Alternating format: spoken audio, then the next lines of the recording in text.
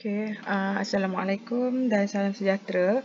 Hari ini kita akan bincangkan kertas 2 Terengganu percubaan. Kertas percubaan Terengganu kertas 2. Okey, baik. So, kita akan bincang bahagian A sahaja. Okey, untuk kertas 2. Okey, kita tengok soalan nombor 1. Okey, jadual 1.1 menunjukkan unsur-unsur dalam kala 3 bagi jadual berkala unsur. Okey, berdasarkan jadual 1.1, namakan satu unsur logam. Okey, unsur logam anda boleh pilih natrium, okey, ataupun magnesium ataupun aluminium. Okey, so tolong tulis nama penuh lah. Jangan tulis NA macam ni. Yang ni kita akan reject, tak terima jawapan So mana-mana satu anda akan dapat satu jawapan lah. Satu markah, satu jawapan pula. Okey, seterusnya dalam kumpulan manakah logam di A1 terletak? Okey. So anda katakanlah kalau natrium, so natrium kumpulan 1. Okey. Kalau magnesium kumpulan 2 dan aluminium kumpulan 13. Okey, so kena bersesuaian dengan jawapan A1 lah. Kalau jawapan kamu katakanlah sini magnesium tapi sini kamu tulis kumpulan 1, so salah lah. Okey, so kita tak terima. Okey, seterusnya namakan unsur yang wujud sebagai gas monoatom. Okey, dia bagi key kat kita monoatom. So kumpulan 18. Okey, so dalam kumpulan 18, okey, di sini mesti berdasarkan jadual lah. So jawapannya adalah argon. Okey, tolong jangan tulis formula lah sebab soalan request untuk nama. So kena bagi nama penuh lah, argon. Okey, so berikan sebab jawapan anda di B1. Okey, sebab atom argon telah mencapai susunan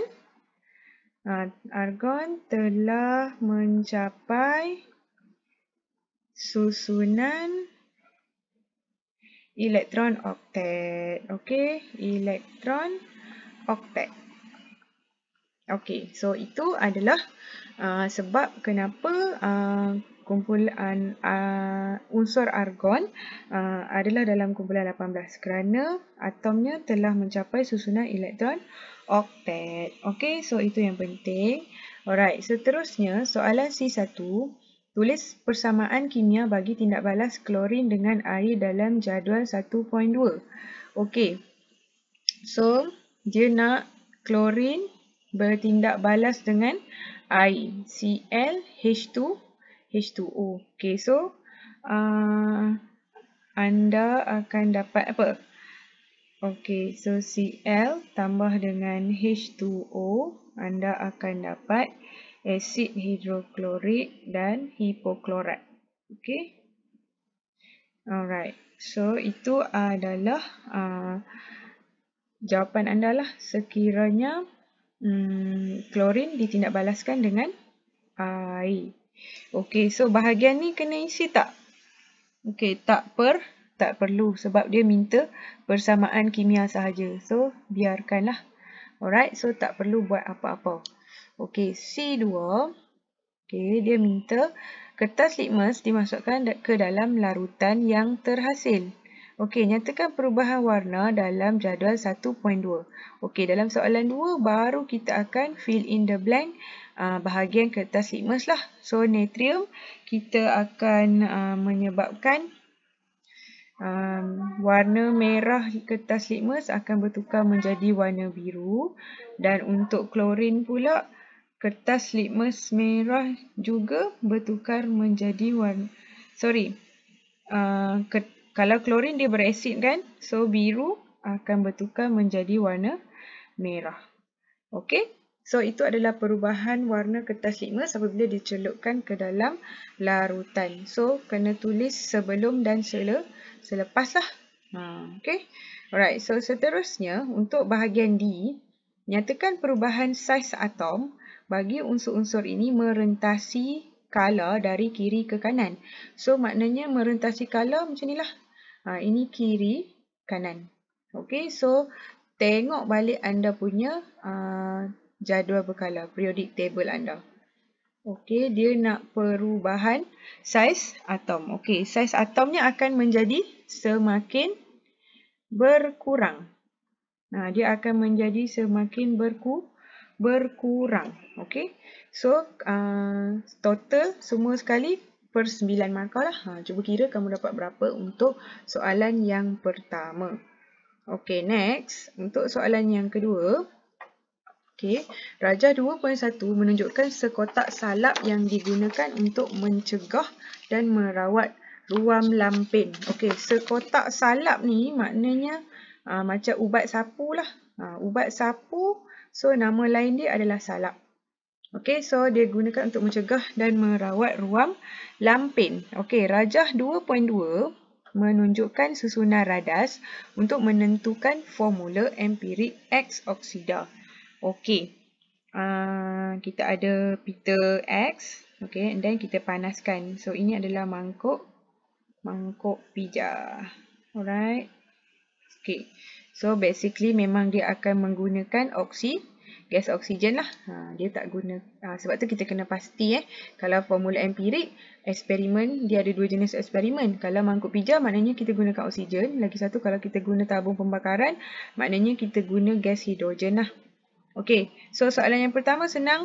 Dia terus tanya apakah yang dimaksudkan dengan formula empirik. So, formula empirik, okay, menunjukkan apa dia punya keyword?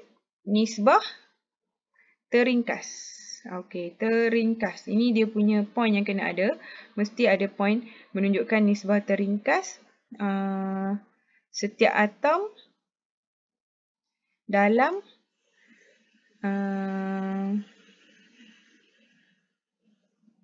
atom unsur dalam satu sebatian. Okey, so dia punya word yang paling penting adalah nisbah teringkas. Tapi not to forget lah ayat-ayat yang lain lah. Okey, so soalan yang kedua, kaedah, dia tanya, mengapakah kaedah di dalam Rajah 22 sesuai digunakan untuk menentukan formula empirik bagi oksida X? Okey, so kerana X adalah apa? Logam reaktif.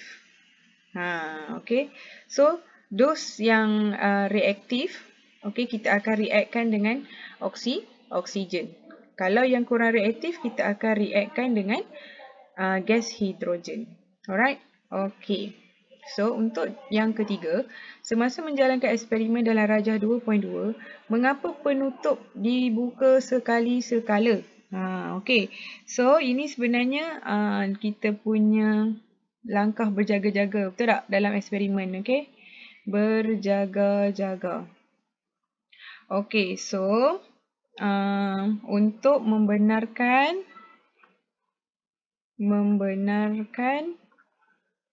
gas oksigen masuk. Okey, dan keluar dan bertindak balas dengan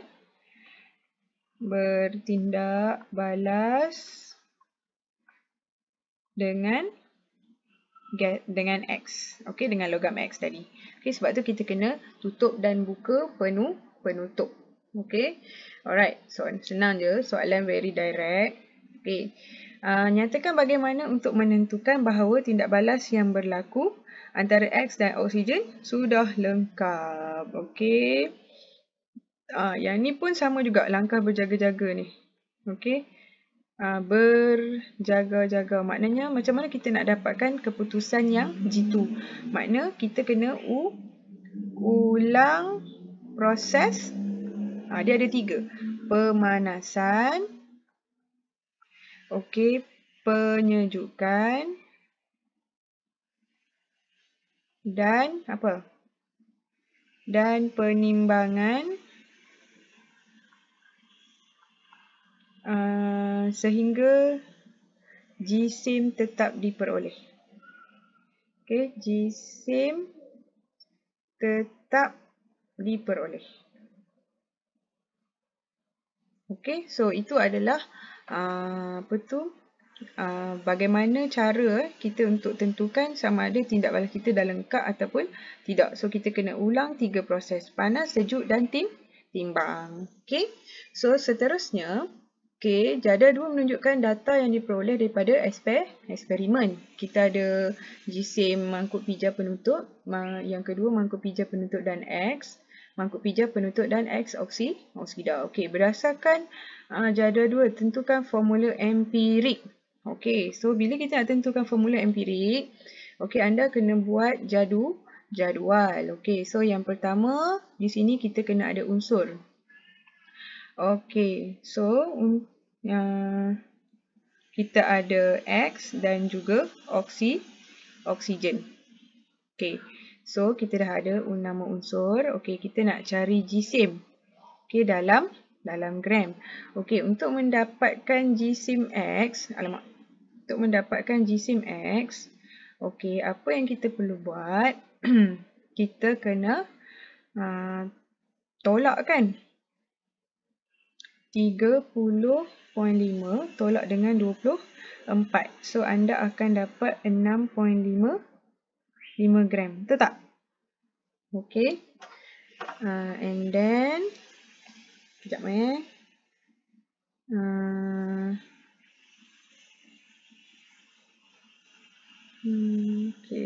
Alright. So, untuk oksigen pula, kita kena buat 32.1 tolak dengan 30.5. Sebab di sini X saja, yang ni pula adalah X oksida. So, sini saya 1, 2, 3. So, untuk X ni, untuk X dia sama dengan 2 tolak 1. Inilah 2 tolak 1. Kalau untuk oksigen pula, 3 tu, jisim nombor 3 tu tolaklah dengan nombor 2. So, kita akan dapat 1.6.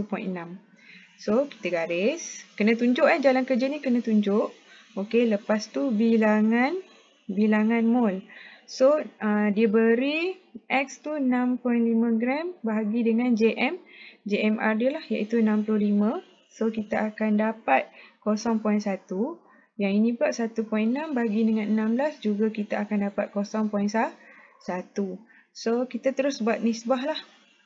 Nisbah dia. Kita akan ambil bilangan yang paling kecil. So, 0.1 dengan 0.1 bagi 0.1 lah. Bagi 0.1 sama dengan 1. Okey, so bermakna so yang ni 1, 2 1 mark. Okey, markah yang ketiga awak kena sebut formula empirik dia. Okey, bersamaan dengan XO. Okey, kena bagi tahu. Kalau tak ada markah. So, ini adalah satu markah. Okey. So, harap dapat bantu kamu buat ulang kaji cara untuk kira formula empirik. Okey, next. Untuk soalan B, dia kata persamaan berikut mewakili tindak balas antara aluminium dan oksigen. Berikan 2 maklumat yang dapat ditafsir daripada persamaan kimia. Okey, kalau kamu tengok soalan ni memang selalu wujud lah. So, 2 maklumat yang kita boleh dapat. Okey, yang pertama, hampa cerita tu lah. 4 mol aluminium, okey, bertindak balas dengan 3 mol oksigen. Okey, menghasilkan 2 mol aluminium oksida. Okey. So, ini satu markah. Okey, markah yang kedua hampa boleh buat bahan dia apa? bahan tindak balas.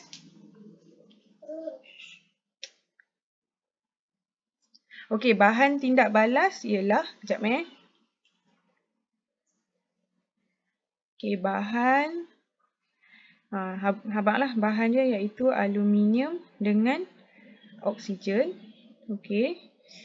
Hasilnya adalah aluminium oksida. Okey. So, itu adalah markah. Yang ni adalah markah yang kedua. So, total baru kamu boleh dapat 2 markah lah. So, itu adalah 2 maklumat. yang kita boleh dapat daripada persamaan kimia di atas. Okay? Alright.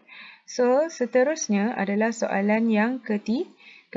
Okay, darjah 3.1 menunjukkan terumbu karang yang indah yang terdapat di kawasan perairan Pulau Redang. Okay, terbentuk daripada garam kalsium karbonat.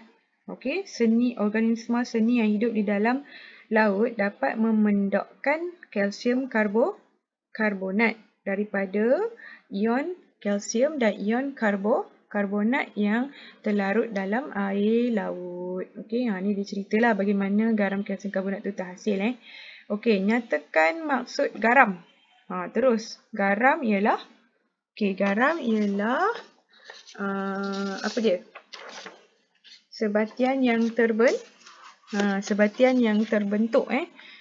Okey. Sebatian yang terbentuk apabila ion hidrogen dalam asid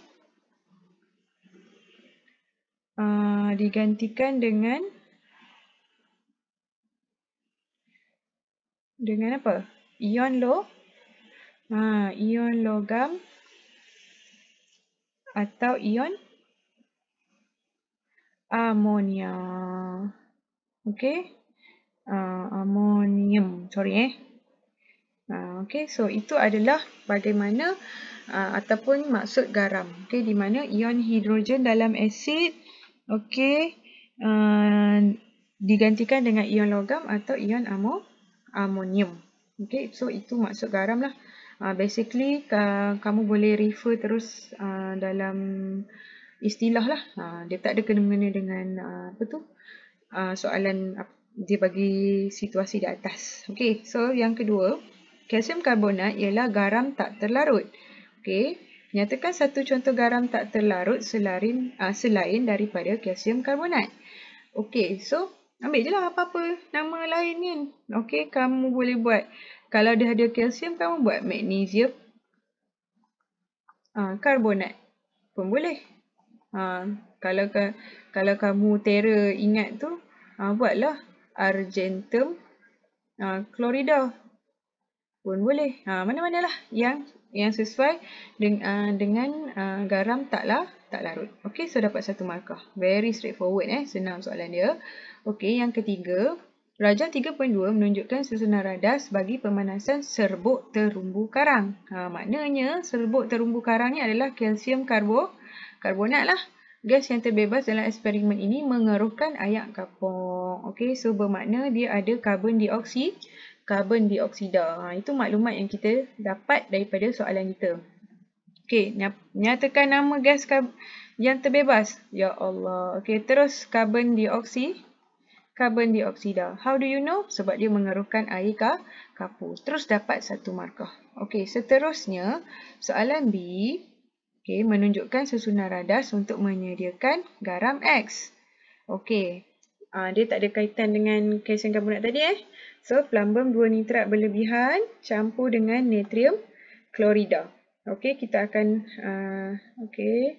lepas tu bila kita campur, kita akan dapat garam X. Kita akan buat penurasan.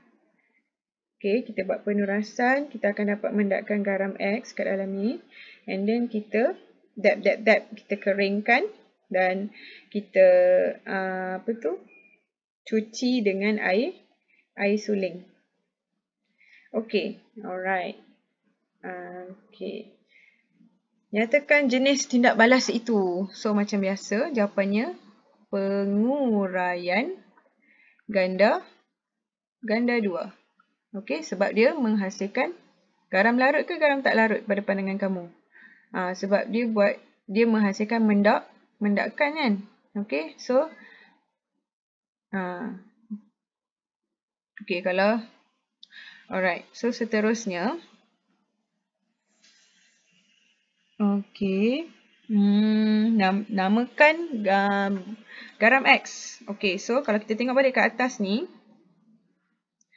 Tengok apa bahagian mula-mula yang dicampurkan. Kita buat persamaan lah.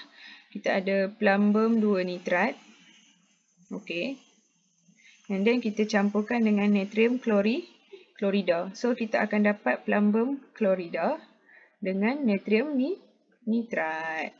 Okay. Alright. So garam yang kita garam X tu adalah sebenarnya garam X. Sebab kita tahu plumbum 2 klorida ni adalah tidaklah larut. Kan semua garam anak kan larut. So garam X should be plumbum 2 klorida tadilah. Okay. So jawapan untuk soalan 2 ni adalah plumbum 2 klorida. Okay. So please tolong tulis nama penuh. Jangan tulis formula. Okay. Okay. So tulis persamaan kimia bagi tindak balas tersebut. Okay. You just buatlah. So, tengok pada step yang pertama, apa yang dicampurkan. So, itulah kita punya bahan kita dan kita boleh tulis persamaan kimia lah. Okay, so kita ada natrium klorida. So, kita dapat plumbum 2 klorida dan juga natrium nitrat. Okay, so mesti bahan dengan hasil kena betul dan seimbang. Baru dapat 2 markah lah. Kalau tak dapat, tak layak untuk 2 markah tadi. Okay. And then dia kata, hitungkan jisim garam X yang terbentuk. Okay. So, kita ada 3 step. Yang pertama sekali, kita tengok balik rajah kita. Oh, mak kau. Okay. Dalam rajah ni, dia bagi kepekatan dan juga isi padu natrium nitrat. Okay.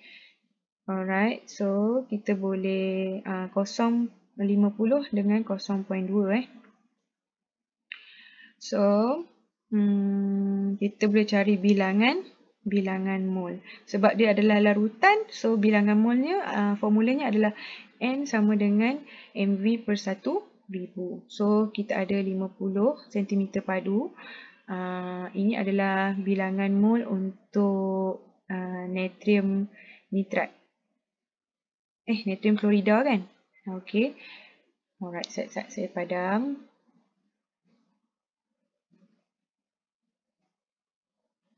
Okay. Natrium klorida. So, 0.2 bahagi dengan 1,000. So, kamu dapat 0.01 mol. Okay, so ini step yang pertama. Okay, kalau kamu buat ni, kamu dapat 1 markah. Step yang kedua, apa yang kamu kena buat? Kamu kena buat perkadaran. Okay, so dia nak cari garam X. So, inilah garam X kita, betul tak? So, kita tengok, buat dia punya formula dulu. Dan kita buat perkadaran. Kalau ni 2 mol natrium nitrat akan menghasilkan 1 mol garam X kita. Okay, so bermakna daripada yang kita cari tadi tu, jika kita ada 0.01 mol, maknanya untuk garam X kita ada, kena bahagi 2 lah kan. So, kita akan dapat lebih kurang 0.0055 mol garam X. Okay, so kalau kamu ada ni, baru dapat 1 markah. Dan seterusnya, okay, step yang ketiga, baru kita boleh cari jisim garam X lah. So, kalau nak cari jisim, kita kena ada JMR garam X, iaitu PB klorida. Iaitu kita akan dapat 278 gram. Okay, so kamu terus mol lah, mol per mol. So, since kita nak cari jisim, okay, ini dia punya apa? Formula asal. So, kita ada bilangan mol, kita ada JMR. Okay. So, sama dengan 005 darablah dengan 278. So, kita dapat 1.39 gram. So, yang ni boleh dapat 1 markah. Okay. So, harap jelas dengan cara pengiraannya. Okay. Ada 3 step semuanya. Okay. Alright. So, soalan yang keempat. Rajah 4 menunjukkan susunan radas untuk elektrolisis larutan natrium nitrat. Okey, dengan menggunakan elektrod karbon. Okey. Kita akan hasilkan gas X dan juga gas Y.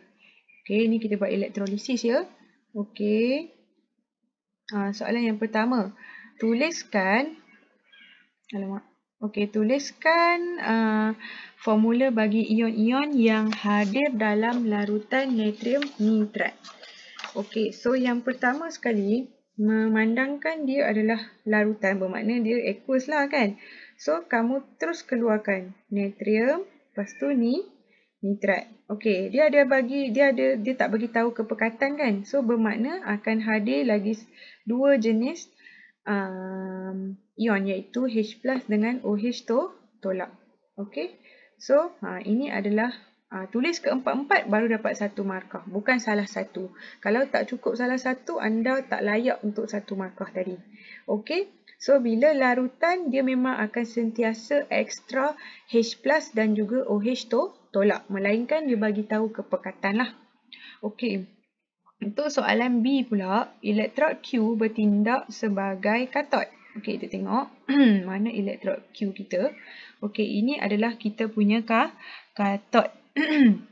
Apakah yang dimaksudkan dengan katod? Allah, senangnya. Okey, so elektrod yang disambungkan kepada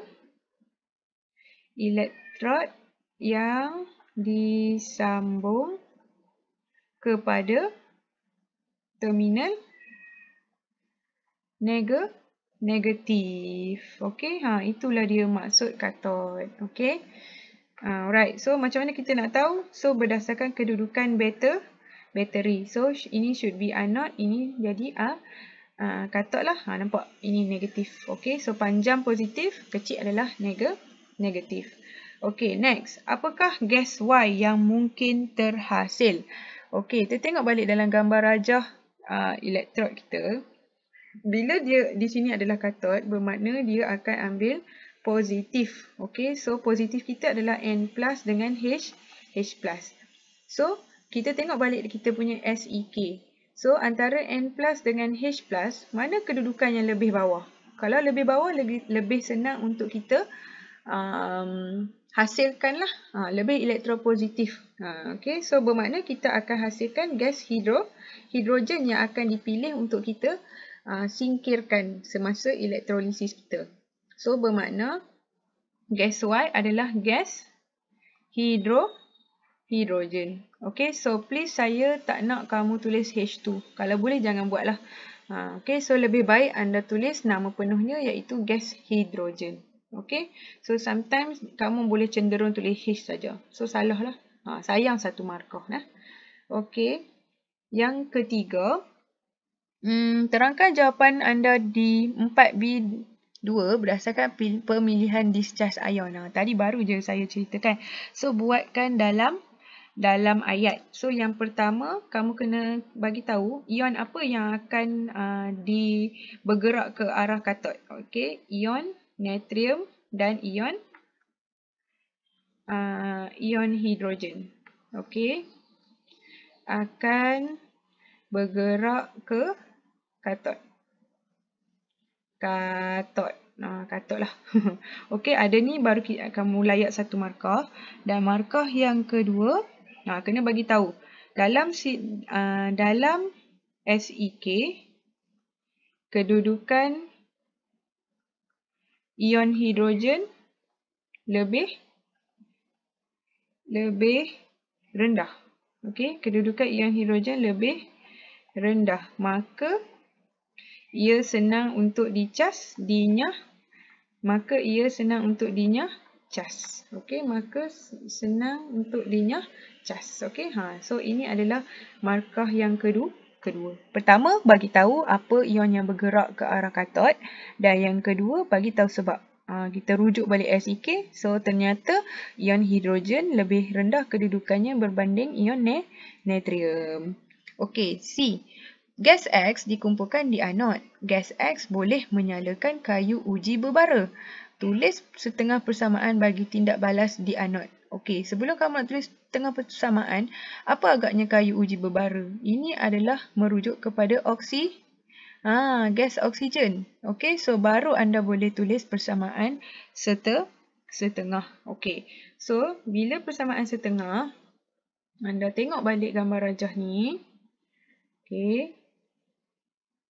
Alright, so tengok. So bila yang di sini kita ada nitrat dengan OH kan. So sebab nitrat ni dalam siri anion nitrat lebih tinggi berbanding hidroksida. So kita akan pilih hidroksida lah.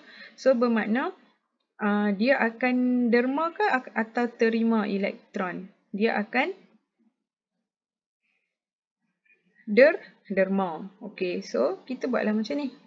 Okey, so OH tolak. Okey, dia akan menghasilkan gas oksigen tambah dengan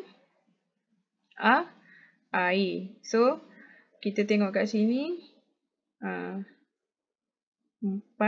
Okey, so tambah dengan 4 elektron. So, cukup tak? Alright, so ni tambah 2. So, baru dapat 2 markah lah. So, itu adalah setengah persamaan bagi tindak balas yang berlaku di anod. Okey, seterusnya, Rosli mendapati anak kuncinya diperbuat daripada besi telah berkarat. Dengan menggunakan pengetahuan tentang elektrolisis, huraikan secara ringkas bagaimana dia nak menyelesaikan masalah ini. Okey, so basically soalan ni tanya pasal penyaduran. Okey, bila kita nak buat penyaduran, okey, di sini dia bagi tahu anak kunci. Okey, anak kunci dia besi dan telah berkarat. Jadi, katot kita buat apa? Katot tu kita jadikan sebagai anak kunci dan anodnya pula kamu buatlah. Anod kamu nak bubuh apa? Nak salut dengan apa? Kalau nak bubuh emas. Kalau nak bubuh kuprum lah kan. Takkan nak bubuh kunci emas pula. Okey, so ikutlah. Alright, so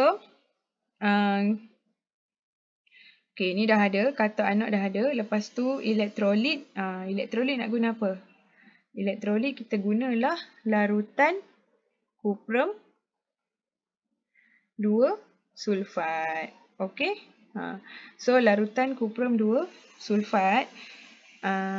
Okey. So itulah dia. Dan kamu kena ceritalah. Proses dia adalah proses penyaduran. Anda buat ayat. Okey. Dengan menggunakan proses penyaduran di mana anak kunci dijadikan sebagai katot, manakala kuprum pula dijadikan sebagai anod. Elektrolit yang kita akan gunakan semasa proses penyaduran adalah larutan kuprum 2 sulfat. Okey, dengan itu Rosli dapat menyadurkan anak kuncinya dengan logam kuprum dan boleh menghalang pengaratan. Habis. Okey, so anda buat ayat ya. Okey, nombor 5. Okey, untuk soalan 5, okey, rajah 5.1 menunjukkan graf jisim kalsium karbonat melawan masa bagi tindak balas antara kalsium karbonat dan asid hidroklorik. Okey. So, ini graf jisim kalsium karbonat melawan masa ya. Okey. Dalam eksperimen ni, 5 gram kalsium karbonat ditambahkan kepada 100 gram asid hidroklorik 0.5 mol untuk mengkaji kadar tindak balas pada suhu 30 darjah Celsius. Okey. Alright. So, dia dapat graf yang macam ni lah. Okey. So, soalan yang pertama, dia terus minta kita untuk tulis persamaan kimia. So, bahan yang kita ada adalah kalsium karbonat campurlah dengan asid hidroklorik. Jadi, kita akan dapat kalsium klorida dengan air dan juga gas karbon dioksida. Okey. So, okey, ini H2. So, ini pun 2. So, kita buat 2. So, baru anda boleh dapat 2 markah lah. Okey, so kalsium karbonat. Dari mana saya tahu? Anda kena baca soalan lah. Kalau anda tak baca soalan, memang anda tak akan tahu apa bahan tindak balas ni. Okey, so di sini kalsium karbonat ditindak balaskan dengan asid hidroklorik. Okey, berdasarkan rajah 5.1, mengapakah lengkung bagi graf kekal mendata selepas T saat? Okey, maknanya dia nak tanya bahagian ni. Kenapa dia mendata macam ni? Okey, kerana senang saja. Semua kalsium karbonat telah ataupun kita boleh buat ni lah, asid hidroklorik senang. Okey, kerana semua ion hidrogen telah lengkap bertindak balas dengan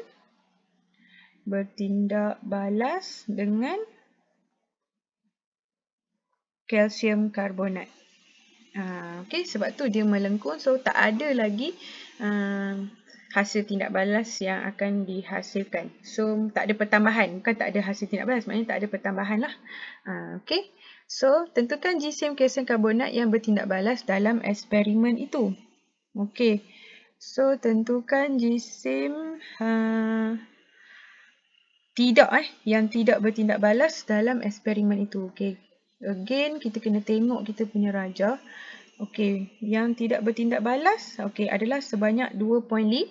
2.5. Maknanya kena cari yang sama satu line dengan yang selepas T saat lah, iaitu 2.5 gram kalsium karbonat yang tak akan bertindak balas. Yang tidak mesti satu tempat perpuluhan.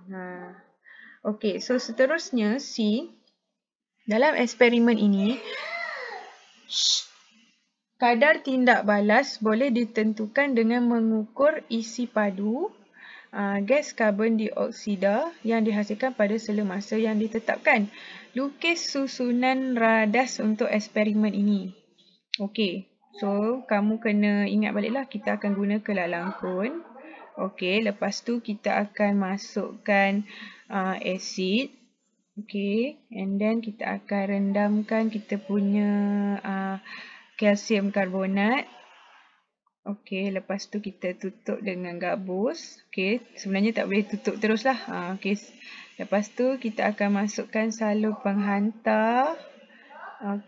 So saya lukis ni agak huduh sikit lah. Lepas tu kita punya burette. Anda boleh rujuk dalam buku lah. So bagaimana nak lukis ni lah. So something seperti inilah. Dia punya gambar rajah. Alright. So kena bagi terendam at least. So ini pun kena masuk dalam tu. Kalau tak gambar rajah kamu tak berfungsi, kamu tak layak untuk dapat 2 markah lah. So 2 markah, satu untuk label dan yang kedua adalah berfungsi. So mesti ini air, water. Lepas tu mesti ada pemegang ni. Kalau tak ada pemegang tak berfungsi. So tak dapat satu lagi markah. Alright. So seperti inilah dia punya lukisan untuk susunan rajah bagi eksperimen ini. Seterusnya eksperimen ni diulang pada suhu 40 darjah dengan semua faktor lain kekal dan tidak berubah. Lakarkan lengkung yang diperoleh dalam eksperimen pada paksi yang sama. So paksi yang sama maknanya kita akan dapat lebih cepat ke lebih perlahan? Lebih cepat lah. So itu adalah lengkung untuk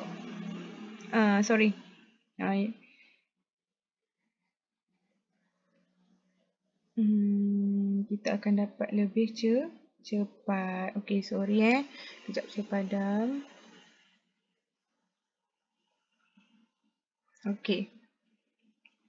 So bermakna yang ni 30.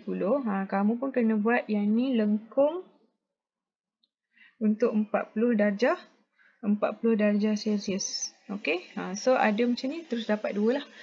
Dia mesti ada shape dan juga di label.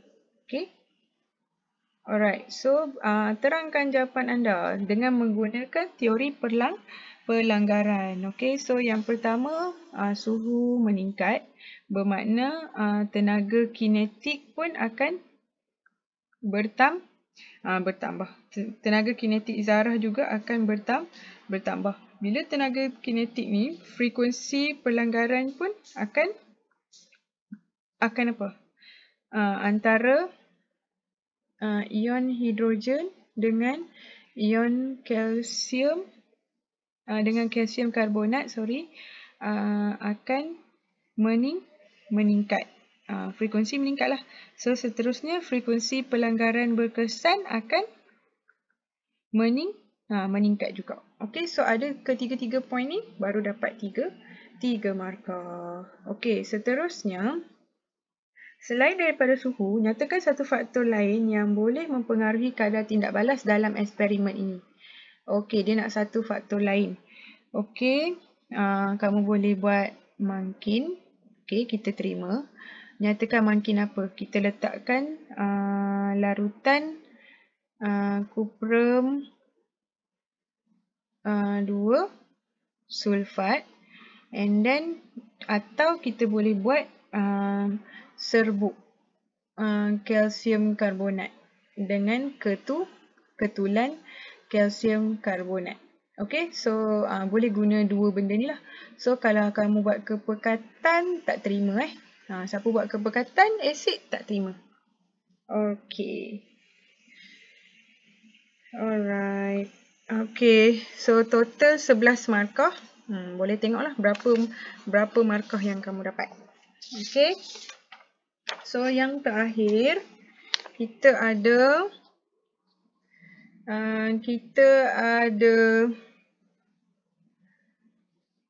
kita ada soalan yang ke-6. Okey, jadual 6 menunjukkan maklumat bagi 4 Allah. Okey, sekejap saya padam.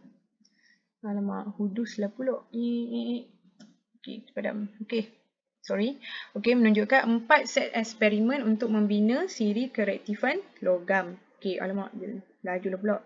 Okey, kita ada 1, 2, 3 dan 4. Kita ada karbon tambah dengan ferrum 3 oksida. Kita dapat pepejar kelabu yang akan terhasil. Set 2, kita dapat pepejar perang. Tak ada perubahan, dan yang keempat pun tak ada perubahan. Okey. So set 1 adalah tindak balas redox. Okey, terus set tindak balas redox. Okey, apakah yang dimaksudkan dengan tindak balas redox? Maksudnya proses penurunan dengan pengoksidaan mesti berlaku serentak. Okey. Penurunan berlaku serentak. Kalau dua-dua berlaku serentak. Okey, so letak proses lah. Proses pengoksidaan dan penurunan mesti berlaku pada masa yang sama ataupun serentak. Okey, tuliskan persamaan kimia bagi tindak balas tersebut. Okey, dia nak tindak balas apa? Dia referring untuk tindak balas set 1 sahaja. So dia nak yang ni lah. So yang lain-lain ni don't bother lah. Okey, so kita akan guna karbon campur dengan ferrum 3 oksida. Okey, and then kita akan dapat gas karbon dioksida. Allah. Kejap ya. Padam. Okey, kita akan dapat gas karbon dioksida dengan logam ferrum. Okey, so kita seimbangkan. Okey. Ni buat 3, 4, 3. Sorry. Ni bukan 3 ni 2. Okey, so boleh dapat 2 markah lah. Okey, so nyatakan perubahan nombor pengoksidaan bagi besi. So bagi besi, so kita merujuk kepada ferrum lah. So ferrum ni daripada +3, okey, kepada 0. Sebab ini adalah aqueous kan. Yang ini adalah pepejal. Sebab tu dia jadi kosong. So yang ni hampa tengok balik lah. Fe dengan O kan. So yang ni 3+, yang ni 2 tolak. So Fe2, O3. So maknanya nombor pengoksidaan dia adalah 3+ lah. So +3 lah. Okey, bahan manakah mengalami penurunan? Okey, soalan ni set 1 sahaja. So penurunan adalah ferrum 2, ferrum 3 oksida. Okey, so penurunan makna kata dia mengalami pengurangan nombor pengoksidaan. Nampak? Daripada +3 kepada 0. Senang sahaja. Okey. Soalan B.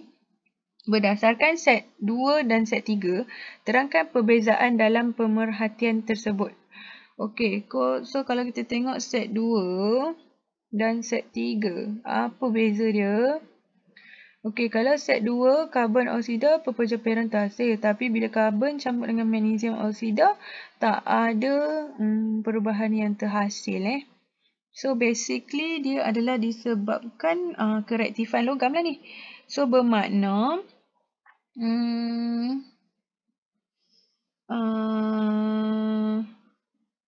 okey, karbon lebih reaktif daripada X kan, tetapi kurang reaktif